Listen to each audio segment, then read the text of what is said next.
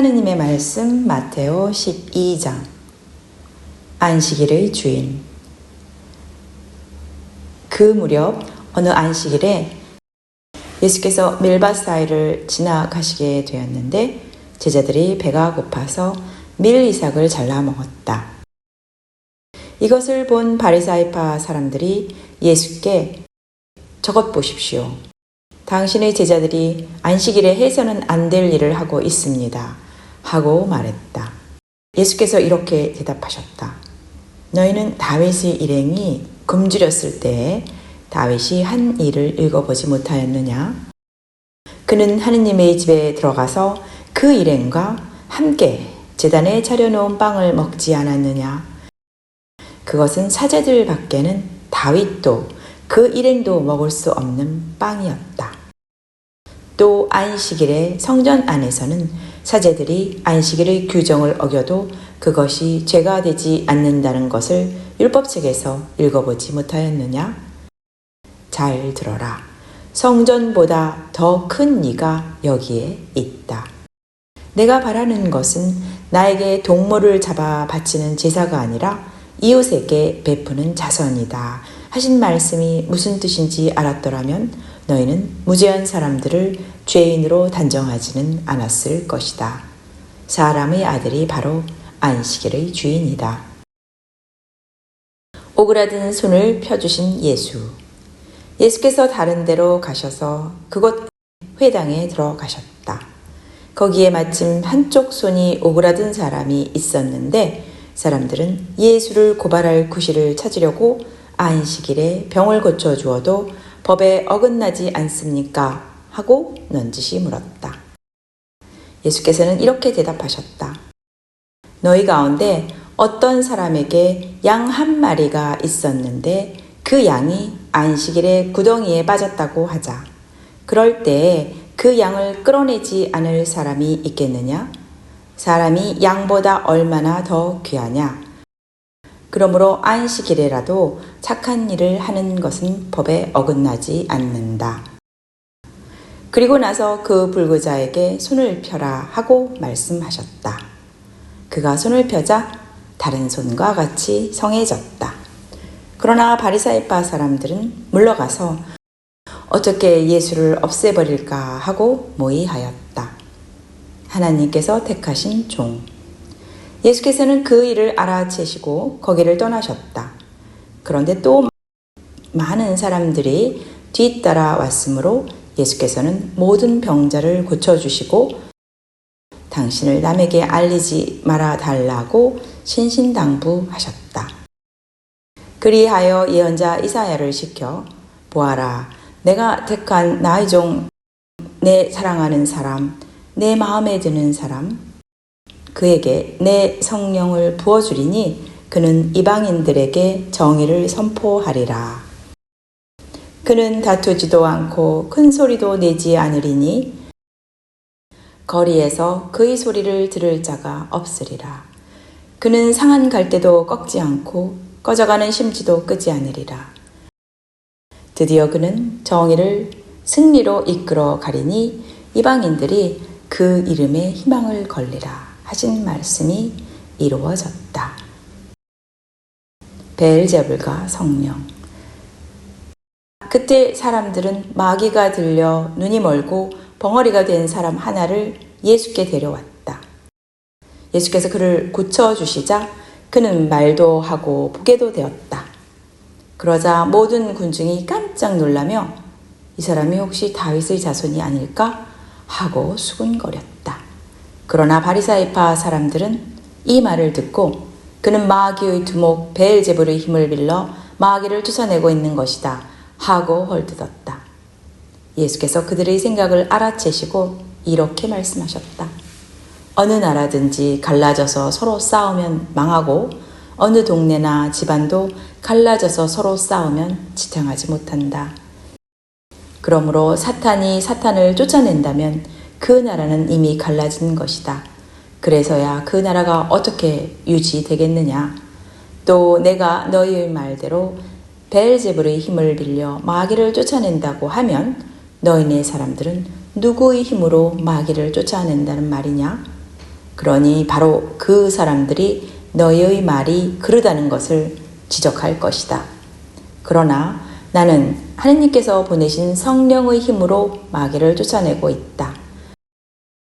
그러니 하느님의 나라는 이미 너희에게 와 있는 것이다. 또 누가 힘센 사람의 집에 들어가서 그 세간을 빼앗아 가려면 먼저 그 힘센 사람을 묶어 놓아야 하지 않겠느냐? 그래야 그 집을 털어갈 수 있을 것이다. 내 편에 서지 않는 사람은 나를 반대하는 사람이며 나와 함께 모아들이지 않는 사람은 해치는 사람이다. 그러므로 잘 들어라. 사람들이 어떤 죄를 짓거나 모욕하는 말을 하더라도 그것은 다 용서받을 수 있지만 성령을 거슬러 모독한 죄만은 용서받지 못한다. 또 사람의 아들을 거역해서 말하는 사람은 용서받을 수 있어도 성령을 거역해서 말하는 사람은 현세에서도 내세에서도 용서받지 못할 것이다. 말과 마음. 좋은 열매를 얻으려거든 좋은 나무를 길러라. 나무가 나쁘면 열매도 나쁘다. 열매를 보아 나무를 알 수 있다. 이 독사의 족속들아, 그렇게 악하면서 어떻게 선한 말을 할 수 있겠느냐? 결국 마음에 가득 찬 것이 입으로 나오는 법이다. 선한 사람은 선한 것을 마음에 쌓아두었다가 선한 것을 내놓고 악한 사람은 악한 것을 마음에 쌓아두었다가 악한 것을 내놓는 것이 아니겠느냐? 잘 들어라. 심판날이 오면 자기가 짓거린 터무니없는 말을 낱낱이 해명해야 될 것이다. 내가 한 말에 따라서 너는 옳은 사람으로 인정받게도 되고 죄인으로 판결받게도 될 것이다. 기적을 요구하는 세대. 그때의 율법학자와 바리사이파 사람 몇이 예수께 선생님, 우리에게 기적을 보여주셨으면 합니다 하고 말하자 예수께서 이렇게 말씀하셨다. 악하고 절개 없는 이 세대가 기적을 요구하지만 예언자 요나의 기적밖에는 따로 보여줄 것이 없다. 요나가 큰 바다 괴물의 뱃속에서 3주야를 지냈던 것 같이 사람의 아들도 땅속에서 3주야를 보낼 것이다. 심판날이 오면 니느웨 사람들이 이 세대에 함께 일어나 이 세대를 단죄할 것이다. 그들은 요나의 설교만 듣고도 회개하였던 것이다. 그런데 여기에 요나보다 더 큰 사람이 있다. 심판날이 오면 남쪽 나라의 여왕도 이 세대와 함께 일어나 이 세대를 단죄할 것이다. 그는 솔로몬의 지혜를 들으려고 땅 끝에서 왔던 것이다. 그러나 여기에 솔로몬보다 더 큰 사람이 있다. 되돌아온 악령. 악령이 어떤 사람 안에 들어가 있다가 그에게서 나오면 물 없는 광야에서 쉴 곳을 찾아 헤맨다. 그러다가 찾지 못하면 전에 있던 집으로 되돌아가야지 하면서 다시 돌아간다. 돌아가서 그 집이 비어 있을 뿐만 아니라 말끔히 치워지고 잘 정돈되어 있는 것을 보고 그는 다시 나와 자기보다 더 흉악한 악령 7을 데리고 들어가 자리 잡고 산다. 그러면 그 사람의 형편은 처음보다 더 비참하게 된다. 이 악한 세대도 그렇게 될 것이다. 누가 내 어머니이며 내 형제이냐? 예수께서 아직 군중에게 말씀하고 계실 때에 예수의 어머니와 형제들이 밖에 와 서서 예수의 말씀을 나눌 기회를 찾고 있었다. 그래서 어떤 사람이 예수께 선생님의 어머니와 형제분들이 선생님과 이야기를 하시겠다고 밖에 서서 찾고 계십니다 하고 알려드렸다. 예수께서는 말을 전해준 사람에게 누가 내 어머니이고 내 형제들이냐 하고 물으셨다. 그리고 제자들을 가리키시며 바로 이 사람들이 내 어머니이고 내 형제들이다. 하늘에 계신 내 아버지의 뜻을 실천하는 사람이면 누구나 다 내 형제요, 자매요, 어머니이다 하고 말씀하셨다.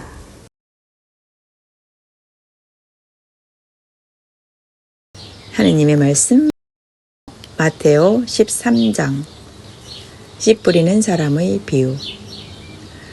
그날 예수께서 집에서 나와 호숫가에 앉으셨더니 사람들이 또 많이 모여들었다. 그래서 예수께서는 배에 올라 앉으시고 군중은 그대로 모두 호숫가에 서 있었다. 예수께서 그들에게 여러 가지를 비유로 말씀해 주셨다. 씨 뿌리는 사람이 씨를 뿌리러 나갔다. 씨를 뿌리는데 어떤 것은 길바닥에 떨어져 새들이 와서 쪼아 먹었다. 어떤 것은 흙이 많지 않은 돌밭에 떨어졌다. 싹은 곧 나왔지만 흙이 깊지 않아서 해가 뜨자 타버려 뿌리도 붙이지 못한 채 말랐다. 또 어떤 것은 가시덤불 속에 떨어졌다. 가시나무들이 자라자 숨이 막혔다. 그러나 어떤 것은 좋은 땅에 떨어져서 맺은 열매가 100배가 된 것도 있고 60배가 된 것도 있고 30배가 된 것도 있다. 들을 귀가 있는 사람은 알아들어라. 비유로 말씀하신 이유. 제자들이 예수께 가까이 와서 저 사람들에게는 왜 비유로 말씀하십니까? 하고 묻자 예수께서 이렇게 대답하셨다. 너희는 하늘나라의 신비를 알 수 있는 특권을 받았지만 다른 사람들은 받지 못하였다. 가진 사람은 더 받아 넉넉하게 되겠지만 못 가진 사람은 그 가진 것마저 빼앗길 것이다. 내가 그들에게 비유로 말하는 이유는 그들이 보아도 보지 못하고 들어도 듣지 못하고 깨닫지도 못하기 때문이다. 이사야가 일찍이 너희는 듣고 또 들어도 알아듣지 못하고 보고 또 보아도 알아보지 못하리라. 이 백성이 마음의 문을 닫고 귀를 막고 눈을 감은 탓이니 그렇지만 않다면 그들이 눈으로 보고 귀로 듣고 마음으로 깨달아 돌아서서 마침내 나에게 온전하게 고침을 받으리라 하고 말하지 않았더냐? 그러나 너희의 눈은 볼 수 있으니 행복하고 귀는 들을 수 있으니 행복하다. 나는 분명히 말한다. 많은 예언자들과 의인들이 너희가 지금 보는 것을 보려고 했으나 보지 못하였고 너희가 지금 듣는 것을 들으려고 했으나 듣지 못하였다. 비유의 설명. 이제 너희는 씨 뿌리는 사람의 비유가 내포한 뜻을 들어보아라. 누구든지 하늘나라에 관한 말씀을 듣고도 깨닫지 못할 때에는 악한 자가 와서 그 마음에 뿌려진 말씀을 빼앗아 간다. 길바닥에 떨어졌다는 것은 바로 이런 사람을 두고 하는 말이다. 또 돌밭에 떨어졌다는 것은 그 말씀을 듣고 곧 기꺼이 받아들이기는 하지만 그 마음속에 뿌리가 내리지 않아 오래가지 못하는 사람을 두고 하는 말이다. 그런 사람은 그 말씀 때문에 환난이나 박해가 닥쳐오면 곧 넘어지고 만다.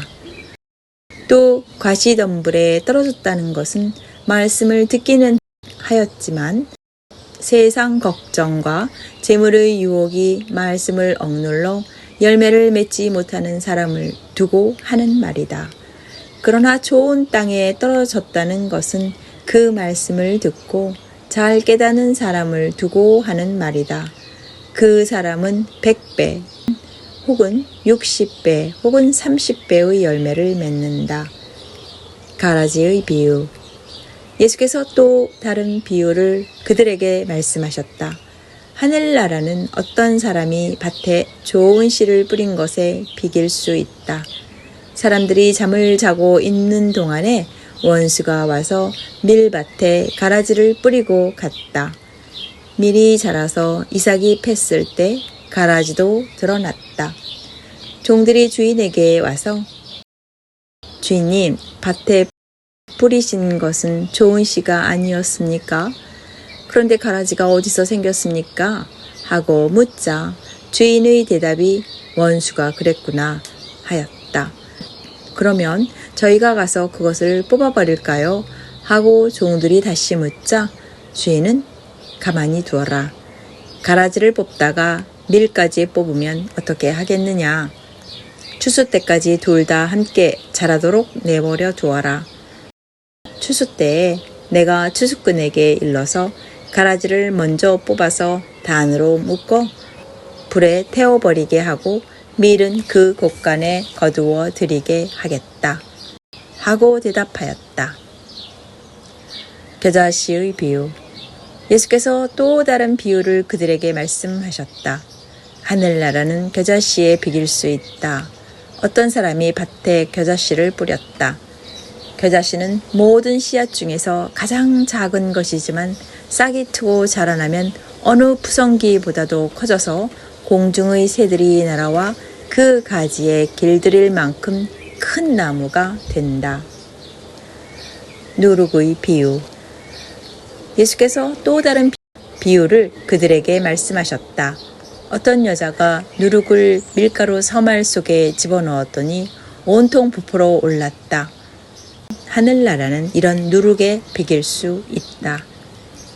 비유로 가르치신 예수. 예수께서는 이 모든 것을 군중에게 비유로 말씀하시고 비유가 아니면 아무것도 말씀하지 않으셨다.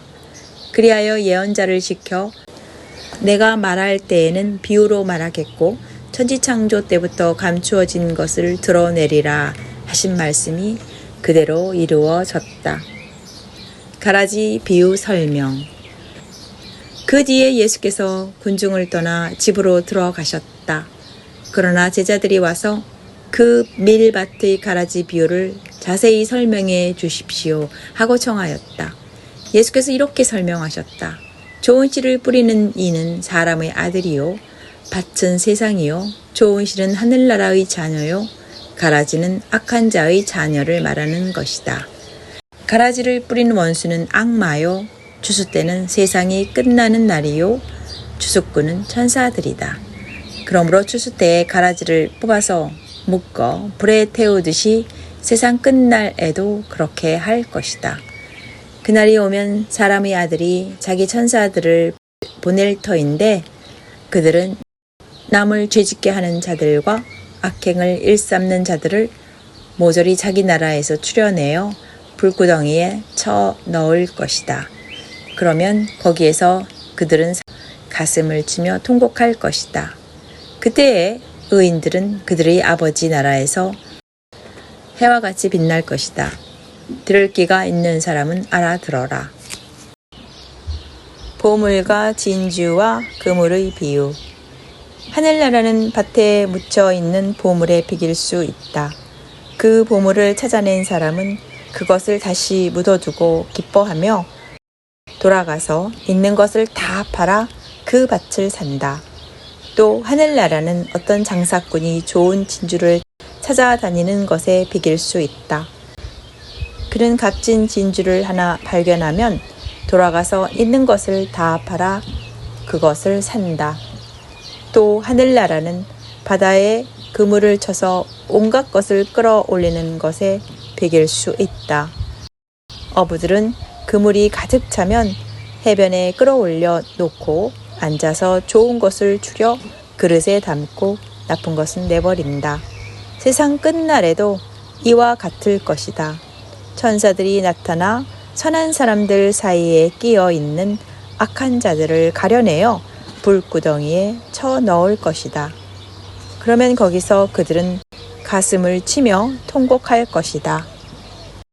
예수께서 말씀을 마치시고 지금 한 말을 다 알아듣겠느냐? 하고 물으셨다. 제자들이 예 하고 대답하였다. 비유의 결론. 예수께서는 이렇게 말씀을 맺으셨다. 그러므로 하늘나라의 교육을 받은 율법학자는 마치 자기 곳간에서 새 것도 꺼내고 낡은 것도 꺼내는 집주인과 같다. 예언자는 고향에서 존경을 받지 못한다. 예수께서는 이 비유들을 다 말씀하시고 나서 그곳을 떠나 고향으로 가셔서 회당에서 가르치셨다. 사람들은 놀라며 저 사람이 저런 지혜와 능력을 어디서 받았을까? 저 사람은 그 목수의 아들이 아닌가? 어머니는 마리아요. 그 형제들은 야고보, 요셉, 시몬, 유다가 아닌가? 그리고 그의 누이들은 모두 우리 동네 사람들이 아닌가? 그런데 저런 모든 지혜와 능력이 어디서 생겼을까 하면서 예수를 도무지 믿으려 하지 않았다. 예수께서는 그들에게 어디서나 존경을 받는 예언자도 제 고향과 제 집에서만은 존경을 받지 못한다 하고 말씀하셨다. 그리고 그들이 믿지 않으므로 그곳에서는 별로 기적을 베풀지 않으셨다. 하느님의 말씀 마테오 14장. 세례자 요한의 죽음. 그 무렵에 갈릴레아의 영주 헤로데 왕이 예수의 소문을 듣고 신하들에게 그 사람이 바로 세례자 요한이다. 죽은 요한이 다시 살아난 것이 틀림없다. 그러지 않고서야 그런 능력이 어디서 쏟아났겠느냐 하고 말하였다. 일찍이 헤로데는 자기 동생 필립보의 아내 헤로디아의 일로 요한을 잡아 결박하여 감옥에 가둔 일이 있었는데 그것은 요한이 헤로데에게 그 여자를 데리고 사는 것은 옳은 일이 아니라고 거듭 간하였기 때문이었다. 그래서 헤로데는 요한을 죽이려고 했으나 요한을 예언자로 여기고 있는 민중이 두려워서 뜻을 이루지 못하고 있었다. 그 무렵에 아침 헤로데의 생일이 돌아와서 잔치가 벌어졌는데 헤로디아의 딸이 잔치 손님들 앞에서 춤을 추어 헤로데를 매우 기쁘게 해 주었다. 그래서 헤로데는 소녀에게 무엇이든지 청하는 대로 주겠다고 맹세하며 약속하였다. 그러자 소녀는 제 어미가 시키는 대로 세례자 요한의 머리를 쟁반에 담아서 이리 가져다 주십시오 하고 청하였다. 왕은 마음이 몹시 괴로웠지만 이미 맹세한 바도 있고 또 손님들이 보는 앞이어서 소녀의 청대로 해주라는 명령을 내리고 사람을 보내어 감옥에 있는 요한의 목을 베어오게 하였다. 그리고 그 머리를 쟁반에 담아다가 소녀에게 건네자 소녀는 그것을 제 어미에게 갖다 주었다. 그 뒤 요한의 제자들이 와서 그 시체를 거두어다가 묶어 예수께 가서 알렸다. 5,000명을 먹이신 기적. 예수께서 이 말을 들으시고 거기를 떠나 배를 타고 따로 한적한 곳으로 가셨다. 그러나 여러 동네에서 사람들이 이 소문을 듣고 육로로 따라왔다.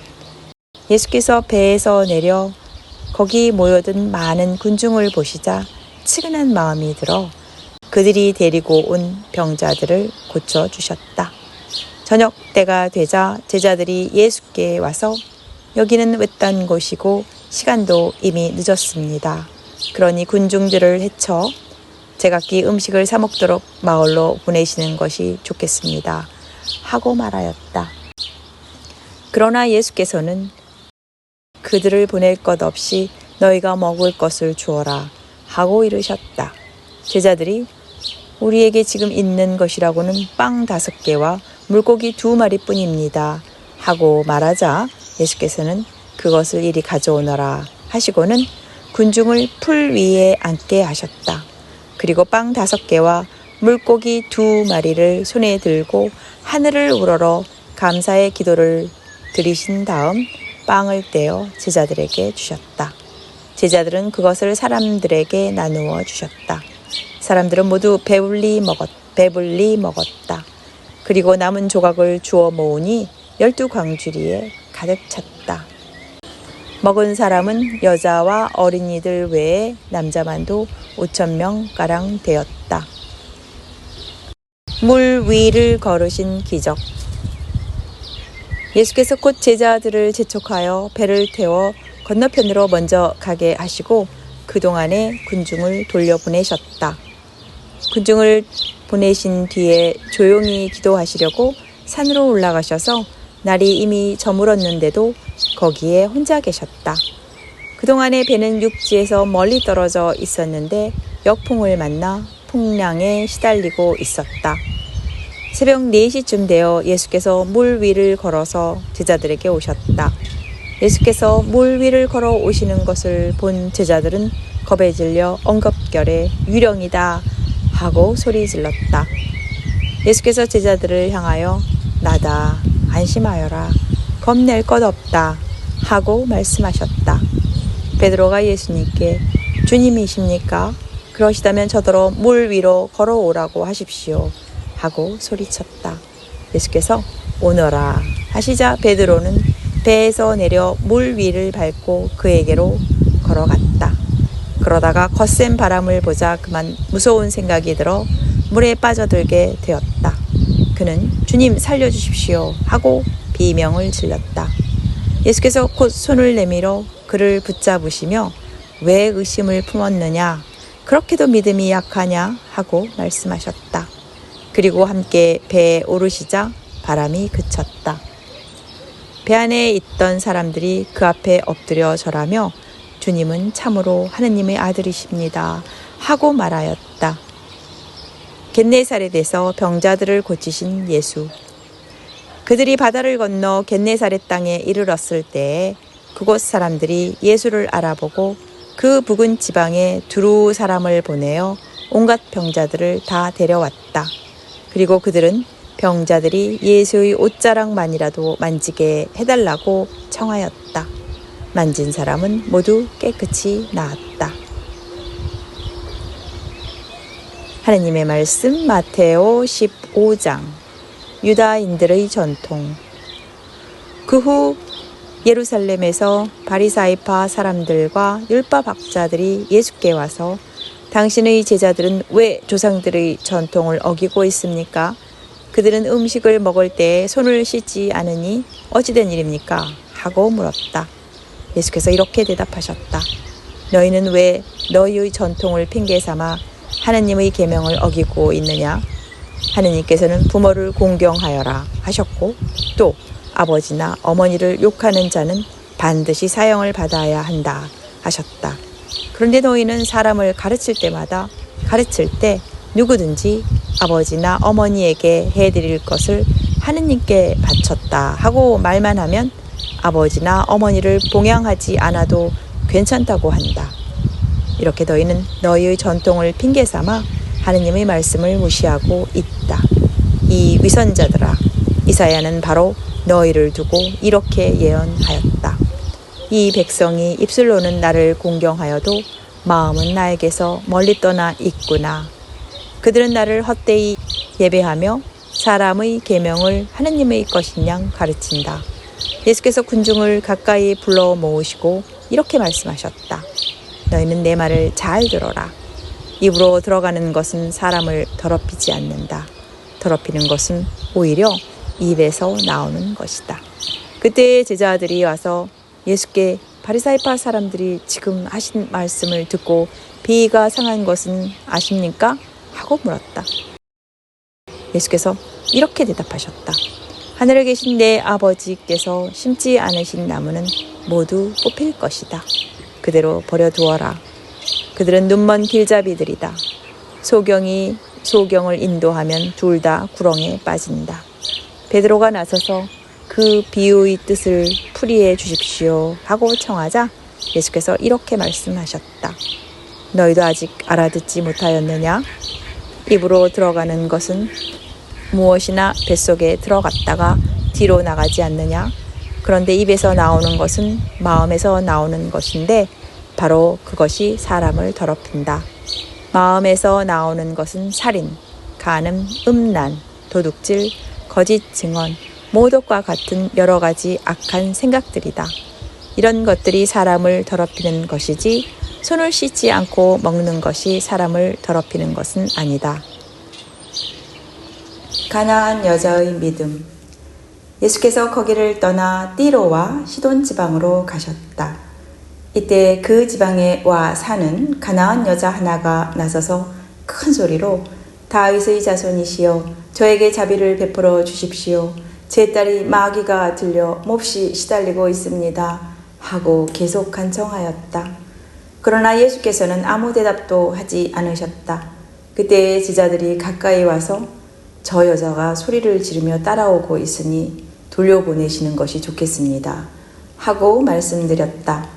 예수께서는 나는 길 잃은 양과 같은 이스라엘 백성만을 찾아 돌보라고 해서 왔다.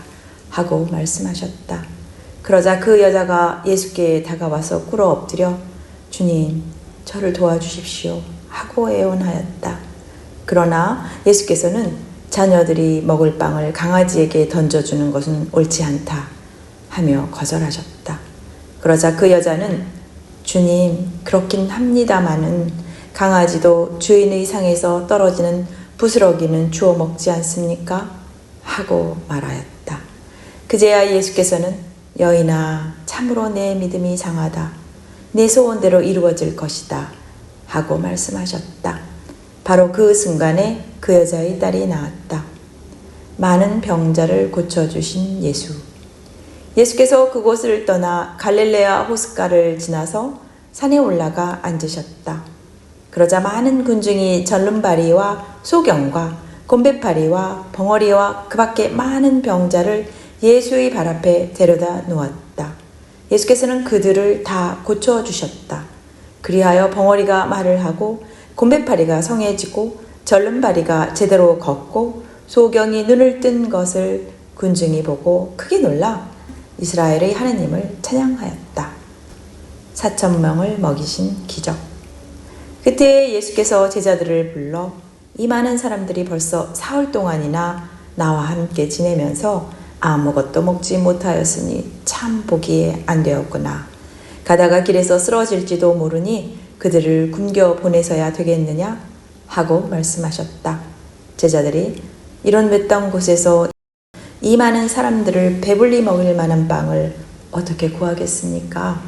하자 예수께서 빵이 몇 개나 있느냐? 하고 물으셨다. 그들이 빵 7개와 작은 물고기 몇 마리 뿐입니다.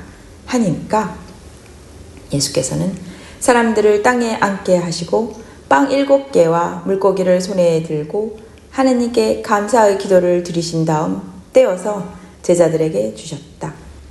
제자들은 그것을 사람들에게 나누어 주었다. 사람들은 모두 배불리 먹었다. 그리고 남은 조각을 주워 모으니 7바구니에 가득 찼다. 먹은 사람은 여자와 어린이들 외에 남자만도 4,000명이나 되었다. 예수께서는 군중을 돌려 보내시고 나서 배를 타고 마가단 지방으로 가셨다. 여기까지가 하느님의 말씀 마테오 12장부터 15장까지였습니다.